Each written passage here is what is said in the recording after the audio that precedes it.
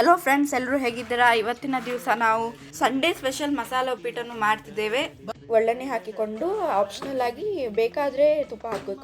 1 spoon ಸಾಸಿವೆ, 1 spoon ಜೀರಿಗೆ, ಸ್ವಲ್ಪ ಕರಿಬೇವನ್ನು ಹಾಕಿಕೊಳ್ಳಿ. ನಂತರ ಉಳ್ಳಾಗಡ್ಡಿಯನ್ನು ಹಾಕಿಕೊಂಡು ಫ್ರೈ ಮಾಡಿಕೊಳ್ಳಿ.